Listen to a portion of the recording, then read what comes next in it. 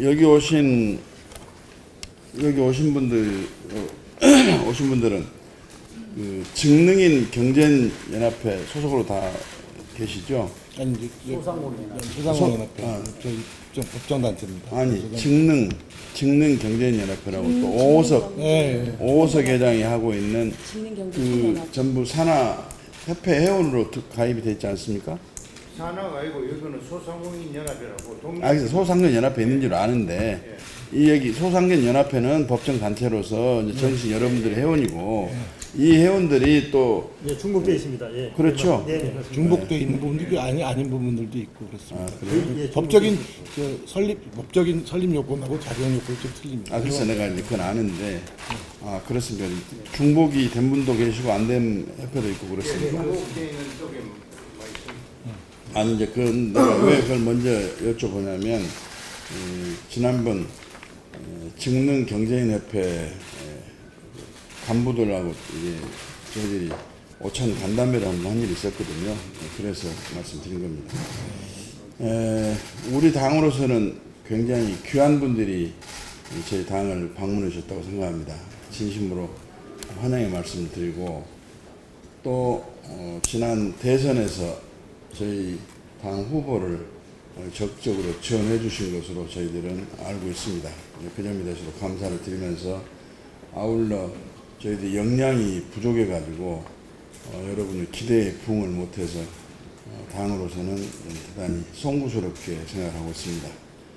저희들은 대선에서는 패배를 했지만 국민들과의 공약을 한 것이 있는데 그 부분에 대해서는 집권당은 아니다 할지라도 그 엄연한 교섭단체의 당으로서 또 협치의 정치 구도 속에서 저희 당이 역할을 또 소임을 다해야 할 또 책임과 명분과 또 현실적인 상황이 있기 때문에 최선을 다해서 공약을 이행을 하려고 지금 계획을 하고 있습니다. 지금 소상공인협회는 그야말로 우리나라 전통 산업을 대표하는 협회 회원들이 종사하고 계시고 국민의 실생활과 직접적으로 관계가 되어 있는 데다가 소자본으로 시작을 해서 자영업을 하신 부분들이 대부분이고 또 사실상 우리나라의 고용인구의 약 한 38%, 40%에 가까운 고용을 좀 창출하고 있는 분들이기 때문에 국가 입장에서는 대단히 고맙게 생각해야 할 분들입니다. 여기에 종사자가 한 600만 명 정도 되는 것으로 저희들은 이제 판단하고 있습니다만, 그런데 한편으로는 또 이 자영업이 2014년 통계를 보니까 37% 이상이 1년 내에 문을 닫는 것이 너무 많아가지고 이 자영업 대책을 어떻게 해야 되느냐 저희들이 고민을 좀 많이 하고 있습니다. 그런 점에서 여러분들이 오신 점 여러 가지 현장 상황 말씀 좀 듣겠습니다만 또 저희들은 저희대로 그런 문제를 지금 정책 이슈를 해가지고 좀 연구 검토를 하고 있다는 말씀을 드립니다. 그 중소벤처기업부를 창설하겠다는 정부 조직법 개정안이 지금 국회에 와 있는데 근본적으로 저희들은 중소벤처기업부 창설에 대해서 반대하지 않는데 물론 이제 법정사항은 아니고 정부 기구 규정 대통령령으로 이제 규정이 되겠지만 여기에 소상공인의 권익 보호와 신장을 위한 역할을 할 수 있는 중요 부서가 포함이 돼야 된다 그렇게 생각을 합니다. 지금 보니까 벤처기업, 중기업, 소기업에 대해서는 실로 그렇게 되어 있는 것으로 저는 파악을 하고 있는데 우리 소상공인에 대해서는 그 국으로 세계화만 하는 걸로 되어 있어서 그걸 좀 성격을 시킬 필요가 있지 않느냐 이런 생각을 좀 저희들이 가지고 있습니다.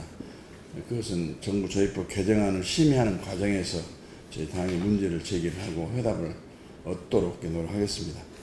그리고 또 하나는 우리 소상공인 협회 회원들이 이 김영란법 적용을 받는 이게 사업들이 대부분일 텐데 아주 참 그 점에 있어서는 여러분의 그 안타까운 현실을 참 애처롭게 받아들이면서 좀 이거 어떻게든 대책을 좀 마련해야 되지 않느냐 이런 생각을 좀 갖고 있습니다.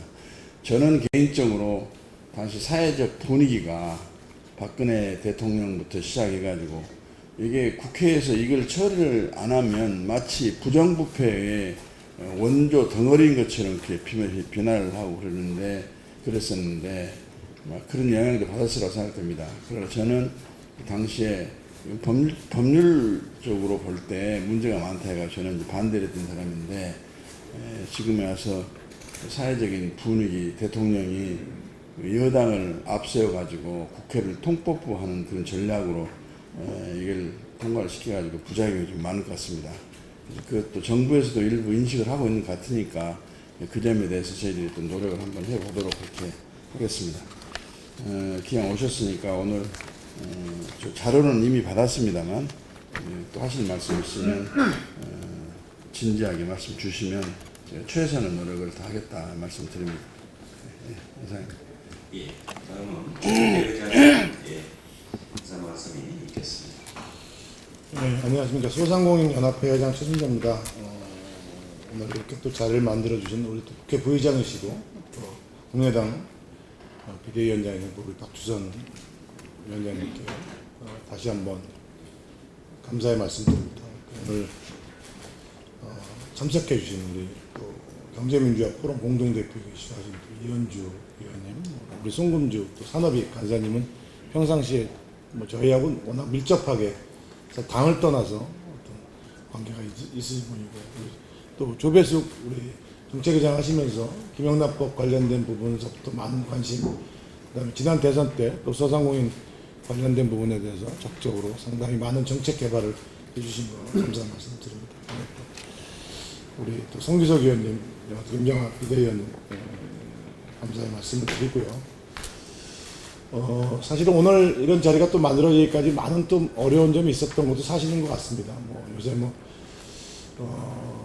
대선 이후에 사실은 좀 밀어붙이기 관련된 부분이 있고, 그 안에서 새로운 정부가 어떤 또 발전하기 위한 데서는 온 국민이 다 동의하는데, 오늘 사실은 여기까지 오기까지도 저희도 많은 난관이 있었다는 점을 좀 말씀드리고 싶습니다. 사실 여러 가지 얘기들도 황당한 외부의 여러 가지 얘기가 있었는데, 저희가 이제 사실은 그러면서도 오는 이유가 평상시에 우리 소상공인 프레들리 정당으로서 사실은 국민의당이 상당히 그런 부분에 대해서 관심을 가졌다는 부분에 대해서 저희 믿음과 또 신뢰가 있기 때문에 또 오게 되고, 저희가 또 와서 이렇게 얘기를 할 수 있었던 부분이 분명히 우리 평상시에 우리 박주선 비대위원장이 갖고 있던 철학이 소상공인에 대한 경제적 약자에 대한 관심이 있다는 걸 너무나 잘 알고 있기 때문에 저희가 또 오게 됐습니다. 아무쪼록 오늘 또 간담회에서 나왔던 얘기가 조금이라도 좀 결실로 이어지길 바라고요. 우리 비대위원장님께서 말씀하셨지만 저희 지금 당면한 현안은 최저임금 관련된 부분입니다. 사실은 최저임금이 지난번 대선 때 국민의당 대선 후보께서도 2023년까지 10,000원으로 올리겠다는 얘기를 하셨고, 각 당의 후보들께서도 얘기했습니다. 최저임금 올리자는 부분에 대해서 저희도 사실은 반대하는 부분은 아닙니다. 임금 상승으로 인해서 여러 가지 효과에 대해서는 인정을 하고 있습니다만, 다만 지불 능력을 살펴봐야 되는데, 가장 그 최저임금에 관련된 지불 능력이 있는 소상공인들의 선제적인 조치가 이루어지지 않고 마치 속도전으로 펼쳐지다 보니 현재 지금 최저임금의 구조도 사실은 정경련이라든지 경총이라든지 이런 부분들이 당사자의 입장을 제대로 반영하지 못하고 있는 것도 사실이고요. 그러다 보니까 왜곡되는 부분이 사실이고, 공익위원들도 어떤 정부에 관련된 부분 갖고만 펼쳐지고 있습니다. 그래서 이 최저임금과 소상공인에 관련된 이 정책은 분명히 피해를 보는 사람과 혜택을 보는 사람이 틀리기에 별도로 다뤄져야 된다고 생각하고, 선제적인 조치가 있지 않은 이상 여러 가지로 거꾸로 도리어 사람을 고용하는 것이 아니라 사람을 내보낼 수밖에 없고, 또 소위 소상공인들한테서 일하는 여러 가지 어려운 사람들까지도 더 도태되게 만들고 소상공인들은 줄폐업할 수밖에 없는 이런 부분이고 이건 사실은 신정부에서도 바람직한 현상으로 일어나지 않을 수 있고 우리 국가 경제에도 여러 가지 폭풍이 일어난다고 생각합니다. 사실은 국민의당에서 이런 부분에 대해서 적극적으로 좀 관심을 가져주시면 공론화에 대한 과정을 거쳐서 다양한 좀 의견들이 해서 어려운 근로자들도 좋아지고 또 소상공인들을 지불할 수 있는 소상공인들도 좀 능력이 되는 이런 부분으로 사실 좀 조치가 이루어지기를 저희는 정말 희망하고 있습니다. 아까 또 위원장님께서 말씀하신 중소기업 벤처업은 만들어졌는데 거꾸로 과거보다도 소상공인에 관련된 위상이 다른 데들은 중기부라든지 산업이라든지 벤처 같은 데는 격상이 됐는데 저희는 그대로 있다는 것은 격화된 거나 마찬가지이기 때문에 이런 부분에 대해서 말로만 소상공인을 위하는 것이 아니라 이런 선제적인 조치가 이루어져야 된다고 생각을 하고 있고요. 김영란법 관련된 부분, 그다음 전환법 관련된 부분에 대해서도 좀 그동안 지속적으로 논의되어 왔던 부분이 좀 제대로 적극적으로 임해졌으면 좋겠습니다. 마지막으로 또 말씀드리면 소상공인협회는 전국에 시도 지부가 있고 그다음에 법적 5인 미만, 유통서비스 5인 미만, 제조업 10인 미만으로 인한 법정 단체입니다. 소상공인 지원에 관한 법률로서 만들어진 법인인데 설립은 돼 있는데 이제 중기청에서나 정부에서 지원이 상당히 없습니다. 그러니까 뭐 저희가 스스로도 노력해야 되는 부분도 있지만 다른 경제단체에 비하면 거의 소외되어 있는 부분이 있습니다. 이번에 그래서 소상공인 관련된 예산을 지원해 줄 수 있는 다른 데 중소기업 중앙회랑 비슷한 법안이 지금 국회에 지금 발의되어 있습니다. 이런 부분에 대해서도 좀 종합적이고 체계적인 지원이 될 수 있게끔 국민의당에서도 좀 관심을 가져주시기 바라고요. 그다음 소상공인 지원 사업에 대해서도 좀 소상공인 법에 관련된 부분을 해서 앞으로 충분히 내화가 될 수 있고 그다음에 국민의당과 소상공인이 같이 소통해서 결과를 만들어낼 수 있기를 바랍니다. 다시 한번 오늘 또 이런 자리가 만들어진 부분에 대해서 정말로 다시 한번 감사를 드리고 평상시에 또 많은 우리 국민의당 의원님들과 또 소상공인 저희 업종별 단체 지역회장님들하고도 밀접한 관계가 있는데 이 밀접한 관계가 어떤 좋은 결실로 이어져서 또 국민의당도 수권 정당으로 거듭나고 소상공인들도 제대로 경제의 어떤 실핏줄로도 역할할 수 있기를 바람하지 않겠습니다. 감사합니다.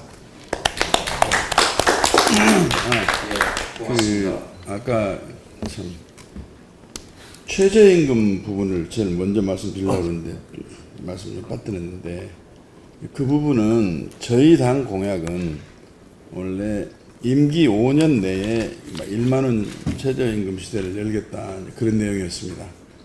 그런데 이제 문재인 정부에서는 지금 3년 내에 지금 이것을 1만 원대로 인상을 하겠다 이렇게 하고 있는데 이 최저임금과 관련해서 직격탄을 문재인 정부 정책대로 하게 되면 직격탄을 맞는 분야가 바로 여기 계신 여러분 업종이라고 이렇게 저희들은 생각합니다.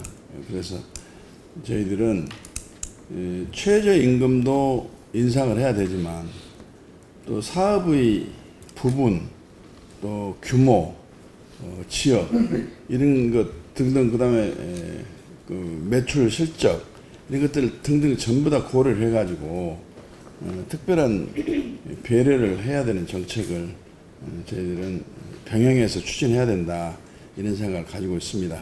그러니까 그 점에 대해서는 저희 당하고 항상 호흡을 하면서 역할을 할 수 있도록 하겠다 말씀을 좀 드립니다. 이게 문재인 정부가 소득 주도 성장론을 경기 회복 정책으로 내세우면서 일단 최저임금부터 올려놔야 소득이 많아지고 그 많아진 소득을 가지고 소비를 촉진하고 한다 하는 이야기인데 사실 경제 원리라는 것이 소득이 주도한다는 부분만 가지고 이야기를 하는데 소득이 올리려면은 기업이 잘 돼가지고 일자리가 창출이 돼야 되고 제품이 잘 팔려야 이득이 나고 그런 거 아니겠어요? 근데 이게 사실 경제 정책이라는 것은 아래똑 빼가지고 윗똑 맞고 윗똑 빼서 아래똑 맞고 이제 하는 건데 그 상황에 따라서 어디다 중점을 줘야 될 것이냐 이런 문제지 이런 좋은 정책이 있어가지고 나라 경제가 잘 된다고 했다면 왜 진즉기가 안 했겠습니까? 그래서 이 소득 주도 성장이라는 원론적인 주장에 함몰이 돼가지고 실질적인 부문별 애로와 문제를 타개하지 못하는 그런 공약의 실천이나 국정 운영은 대단히 문제가 있다. 그래서 저희들은 그것은 동의할 수가 없다. 지금 그런 생각을 갖고 있습니다. 예. 예, 최순실 회장님, 네. 뭐 비대위원장님이나 조배수 의원님, 뭐 이현주 의원님에 대해서 길게 소개하면서 송기석 의원은 그냥 말만 해버려서 좀 서운합니다. 아니, 제가 말씀드렸는데 죄송합니다. 그 사이에 아까 죄송합니다. 김대중 이사님 소개하겠습니다. 오셨습니다. 소상공인 연합회 이사 맡고 계시고요. 최저임 한국 컴퓨터 소프트웨어 판매협동조합 이사장님도 맡고 계십니다. 박수 한번 쳐주세요. 예, 지금부터는 간담회를 자유롭게 이렇게 이야기하면서 진행하도록 하겠습니다. 저기 3자 전문위원님 이쪽으로 오세요. 여기. 예, 오늘 간담회 내용에 대해서 전부 다 저희가 쭉 그 내용 기재하고 또 저희 정책위에서 검토해서 법률안과 제도로 바로 반영할 수 있도록 그렇게 하겠습니다. 조배수 의원님. 네, 반갑습니다. 저는 지난 대선 때 직능본부장을 맡아가지고 여러분들과 많이 접촉을 했습니다. 지금 몇 번 뵌 분도 있고요. 반갑습니다. 근데 그때 제가 정말 반가웠던 것, 감사드리고 싶었던 것은 우리가 처음에는 조금 지지율이 좀 상승세를 타다가 그 뒤에 상당히 좀 하락 국면이었었거든요. 근데 그런데도 참 변함없이 도와주시고 또 많은 부분을 참여하게 해주셔서 제가 항상 감사하게 생각하고 있습니다.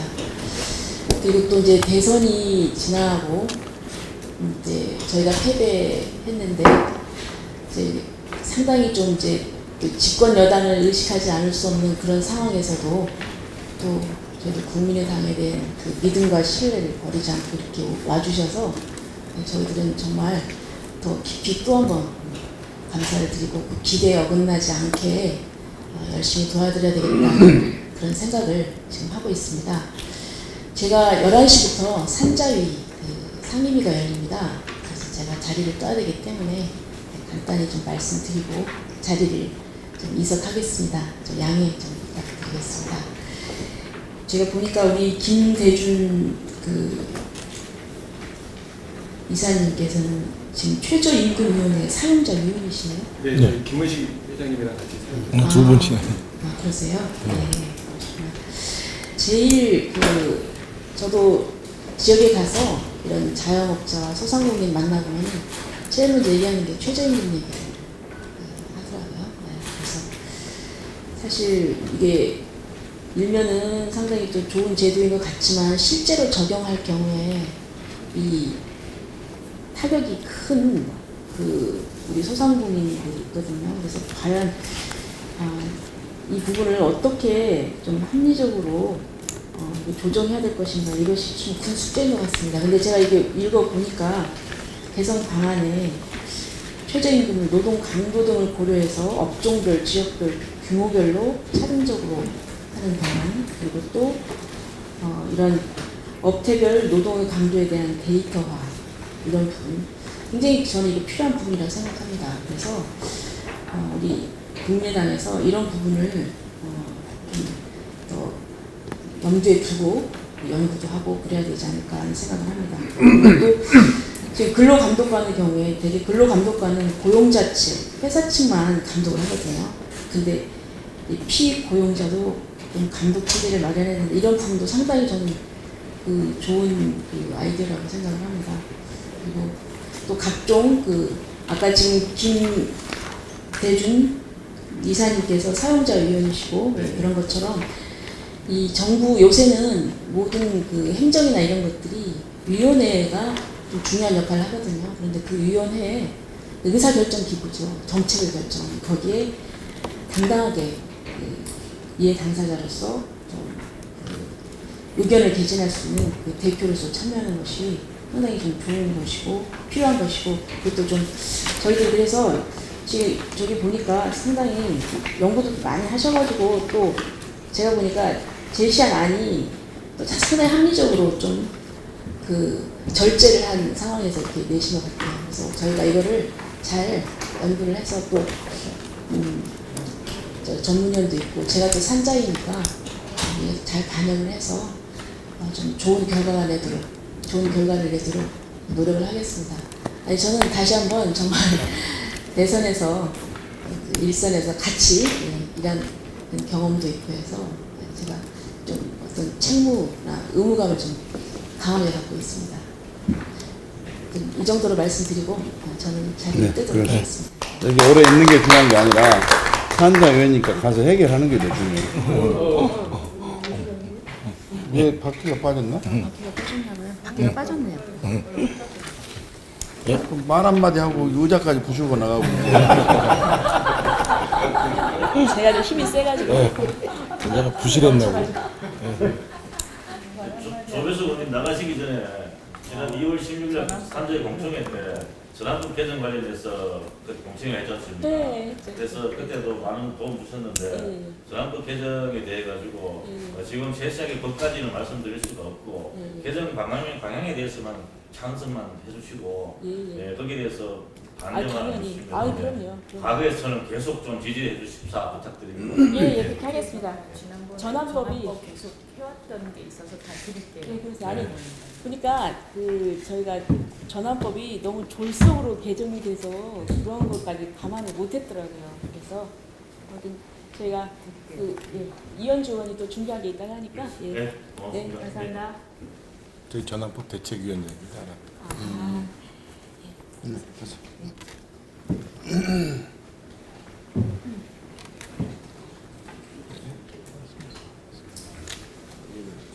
오셨으니까 제가 한 말씀 드릴게요.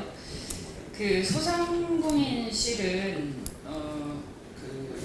지금 원내 지도부하고 또 정책위에서 그 줄기차게 계속 얘기를 하고 있고요. 정부조직법 협상을 할 때 정부조직법 안에 법률 안에 들어가 있는 건 아니거든요. 그런데 우리가 그 협상을 할 때 부대 의견을 달고 계속 얘기를 해서 그 부분은 사실상의 협상에서 저희가 꼭 관철시키겠다.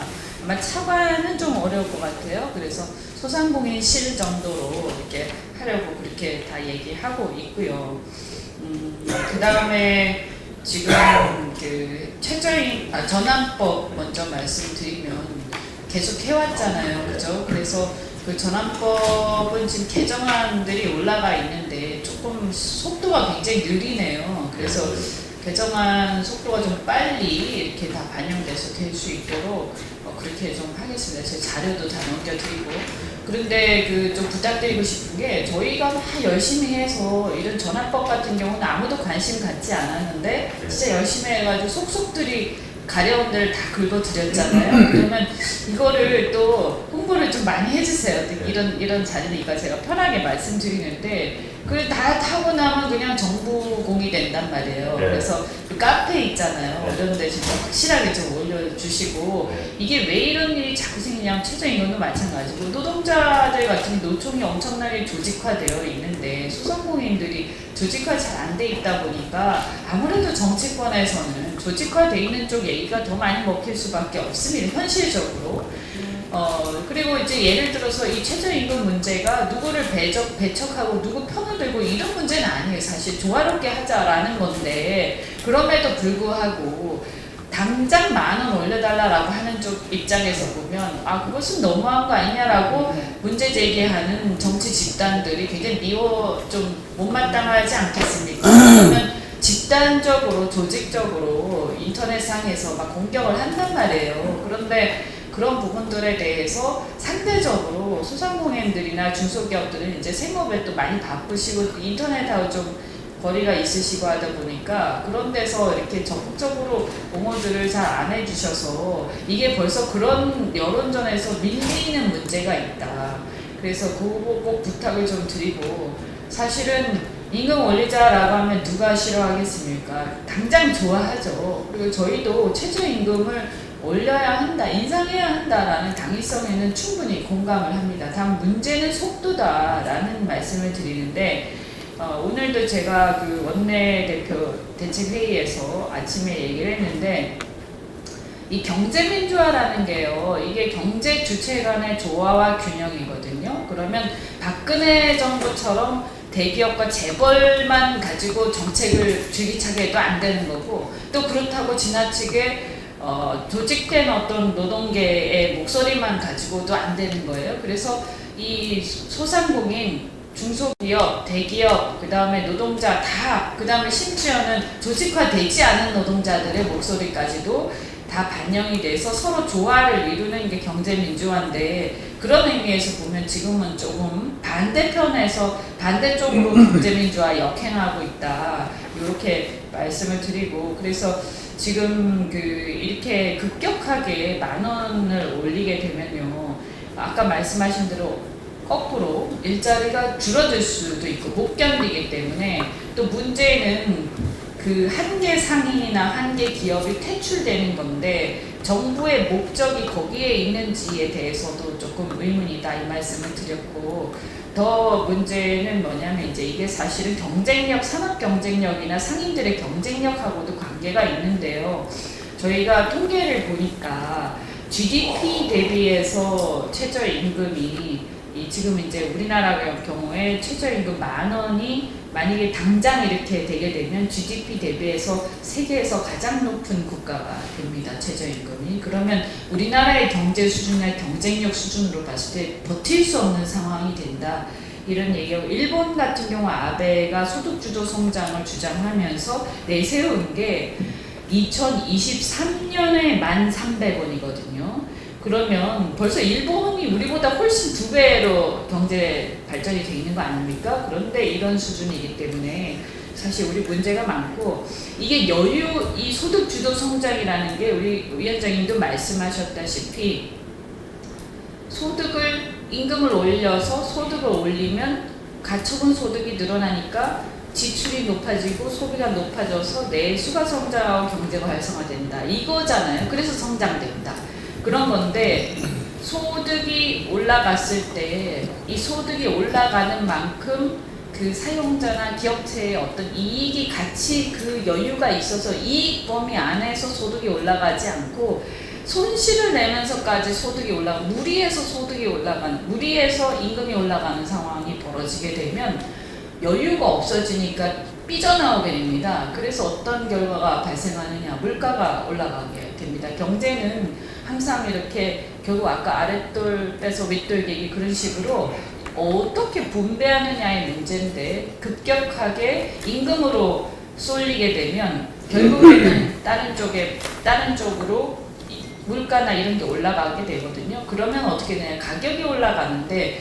가격이 올라갔을 때 경쟁력이 유지되는 분야는 어디냐, 브랜드 파워가 있는 곳들입니다. 그럼 결국은 뭐냐, 결국 대한민국은 종업원과 프랜차이즈, 대기업, 유통업 2개로 구성되게 되고 나머지 영세한 상인들은 다 망하는 상황들이 벌어질 수 있기 때문에 이거 굉장히 장기적으로 봤을 때 심각하게 봐야 된다, 이거 저도 그렇게 얘기를 했고요. 그럼 한 가지 이제 조금 말씀드리고 싶은 거는, 저는 최저임금 문제는 최저임금 문제고 상생지원책은 상생지원책이다, 이렇게 생각을 합니다. 그래서 최저임금 문제를 협상을 하다가 상생지원책을 가지고 온다고 해서 이것 때문에 이것을 양보하거나 이렇게 서로 연계되는 것은 바람직하지 않고요. 최저임금은 최저임금대로 협상을 하셔야 됩니다. 왜냐하면 최저임금, 아까 회장님 말씀하신 것처럼 최저임금으로 인해서 이게 급격하게 인상돼서 피해를 보는 업체들은 종업원이 많고 영세한 것들인데, 상생지원책을 받아서 수혜를 받는 업종은 예를 들어서 종업원이 별로 많지 않다거나 영세하지 않은 경우가 많습니다. 또 어떤 특정 업종인 경우도 많고요. 그렇게 되면 피해보는 데와 수혜보는 층이 다르기 때문에 이게 서로 상쇄가 되는 게 아니라 엉뚱한 쓸데없는데 돈을 양쪽으로 쓰게 되는 일이 벌어지는 거죠. 그래서 이렇게 문제를 해결하는 것은 해법이 아니고 아주 어리석은 방향이라고 말씀드리고요. 최저임금대로, 또 상생지원책 필요하면 그건 그거대로 필요한지 여부를 검토하는 게 맞다. 그래서 그 자칫 잘못하면 여러분께서 대변하고 있는 수많은 영세 상인들이 제대로 대변되지 않고 여러분이 알고 있는 특정 업종에 수혜가 집중될 수 있기 때문에 그렇게 되면 대표성에도 문제가 생깁니다. 그 말씀 제가 꼭 좀 드리고 싶습니다.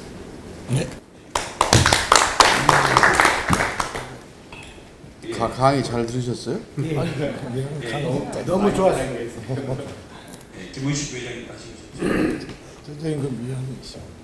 먼저 오늘 이런 자리를 마련해 주신 우리 비대위원장님께 고맙다는 말씀을 드리겠습니다. 저는 사단법인 한국주유소협회장을 맡고 있고 지금 또 정부 최저임금위원회 사용자위원으로 활동하고 있습니다.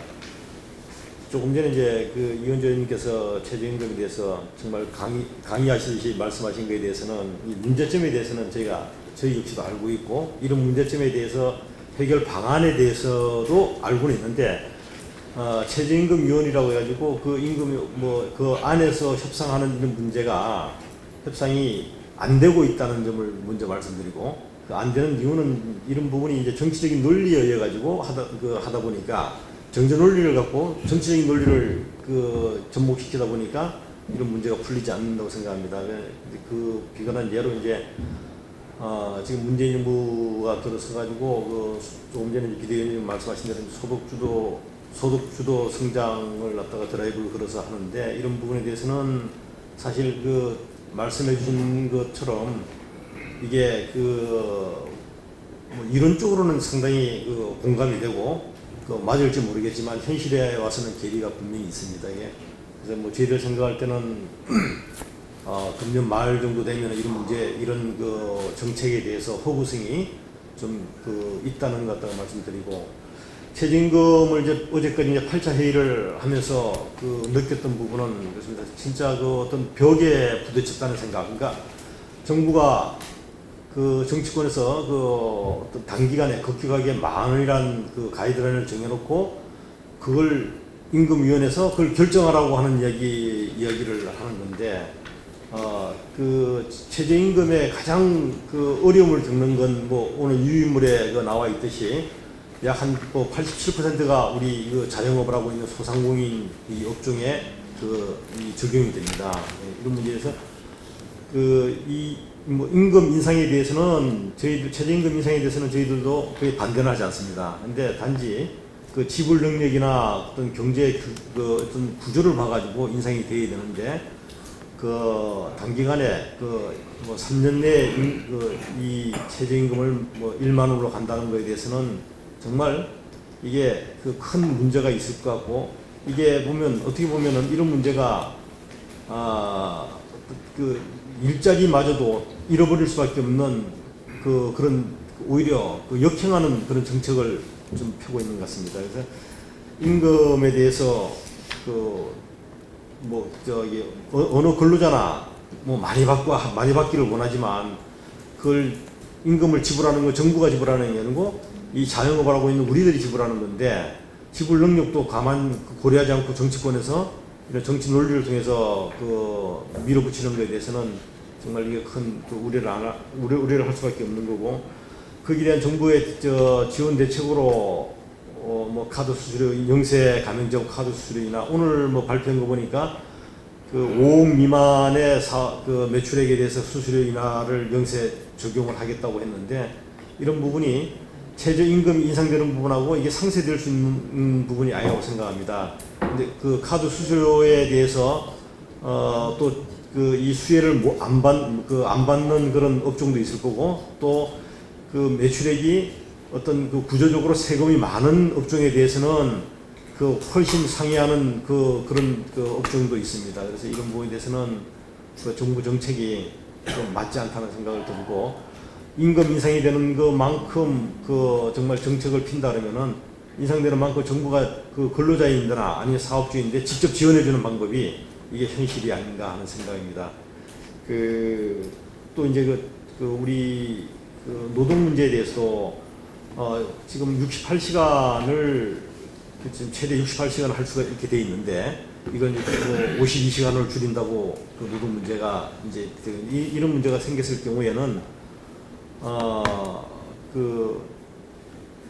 지금 단순하게 이 뭐 근로자의 삶의 질을 갖다 향상시키는 게 아니고 근로자 입장에서는 그 16시간이 그 노동이 줄어들게 되면은 급여가 월 한 3분의 1 가까이 감소가 됩니다. 이런 문제에 대해서는 그 근로자들이 임금을 감소되는 걸만큼 그걸 수용해 주면 좋은데 그렇지 않기 때문에 또 임금 상승이 올라갈 수밖에 없는 거고, 또 기업을 하고 있는 그 사업체나 아니면 그 이 자영업자들이 또 거기에 따른 또 고용을 또 창출하려고 하면은 또 비용도 그 고용의 그 배 이상의 그 비용이 또 들어갑니다. 이런 문제에 대해서는 너무 그 노동시장이라든지 이 최저임금 문제에 대해서는 이 정치적인 논리보다도 현실에 맞는 경제 논리로 접근하는 게 맞지 않나 생각합니다. 이상입니다. 예. 저도 한마디. 예. 짧게. 예, 짧게. 다른 예. 없죠. 그 되게 중요한 부분이 있어서 말씀드리려고 하는데요. 앞서 김우식 회장님께서 말씀을 해주셨는데 지금 저희 나라는 법 개정이 필요한 상황입니다. 그러니까 우리나라는 그 최저임금을 정할 때 최저임금법 4조에 있는 그 사항을 고려해서 최저임금을 정하게 되어 있는데 근로자의 생계비하고 유사근로자의 임금, 그다음 소득 분배율, 노동 생산성 이게 전부 다 생계비에서 추가적으로 발생하는 부분인데 가까운 일본이나 다른 선진국 같은 경우는 거기에 지불 능력을 법에 포함되어 있습니다. 그래서 근로자의 생계비라든가 그다음에 노동 생산성, 유사 근로자의 임금, 그다음에 사업체의 지불 능력 이거를 최저임금을 선정하는 어떤 기준 요소로 삼고 있기 때문에 위원회에서 자연스럽게 지불 능력에 대해서 얘기하시는데 저희 나라는 지불 능력을 고려하지 않습니다. 그러다 보니까 지금 뭐 각종 사회단체나 뭐 현실적으로는 어떤 이런 기업체 사용자에서 그 부분을 얘기를 해도 규정에 있지 않기 때문에 고려할 수 없다라는 입장을 최근에 위원장이 직접 발언을 했습니다. 그래서 그러면 4조에 있는 4가지 항목만 하기 때문에 지불 능력은 아예 자료가 되지 않는다라고 하기 때문에 이런 부분에서 법 개정이 시급하게 필요하다고 말씀드리고 싶습니다. 아니 근데 그렇게 얘기하셨던 위원장님? 4가지만 얘기하자라고. 근데 그 조항은 예시잖아, 예시 아닌가요? 그게 아니, 그것을 고려해서 아니 예시가 아니고 4개를 고려해서 정한다라고 되어 있기 때문에요. 생계비, 그러니까 지불 능력은 고려 대상이긴 하지만 그 외의 항목이고 진짜 선정에 고려해야 될 것은 4가지다라고 얘기를 직접 발언을 했습니다. 회의록에도 나와 있습니다. 그러니까 사실은 경제학에서 임금이라는 것은 노동자 측면에서 보면 소득의 원천이지만 사용자 쪽에서 보면 비용인 거거든요. 근데 비용 측면을 전혀 고려하지 않는 걸로 지금 돼 있네요. 그 법을 개정해서 그 항목을 4조에 넣으면 상당히 자유롭게 토론이 되고 좀 합리적으로는 그거 개선이 되지 않을까 생각합니다. 그리고 잠깐 최저임금위원회 잠깐 짧게 말씀드리면 최저임금위원회가 구성서부터가 좀 문제가 있습니다. 이 공익위원들이 이제 9명, 노동자 쪽이 9명, 그다음에 소상공인 이제 사용자 쪽인데 사용자 측만 먼저 말씀드리면 우리끼리 얘기지만 정경련 이렇게 다 보니까 최저임금에 직접 피부에 와닿는 사람들이 아닌 사람들이 결정을 하고 이 공익위원들은 사실은 정부에서 오다 내리면은 그냥 그쪽으로 쫙 그냥 가고 사실은 그냥 뭐 이런 거죠. 그러니까 사실은 노동자 쪽은 일사불란하게 하는데 저희 아도도 저희하고 상관없는 얘기를 정경련이나 이 경총이나 이런 분들이 하시다 보니까 사실은 저희의 직접적으로 지불하는 사람들의 의견은 거의 소수 의견으로 전락하고 들러리밖에 안 쓰는 이 구조를 바꾸지 않는 한 최저임금의 결론은 항상 피해보는 쪽만 양산된다는 부분도 좀 말씀드리고 차라리 이럴 바에는 거꾸로 국회에서 논의하는 것도 나쁘지 않다는 저희가 얼마나 억울하면 저희가 그렇게 얘기를 하겠습니다. 그리고 그 꼭 중요한 얘기니까 우리 황원엽 회장하고 김영란법은 꼭 말씀을 하셔야 될 것 같은데 어차피 저희 예, 말씀하시죠. 반갑습니다. 국민의당과 위원장님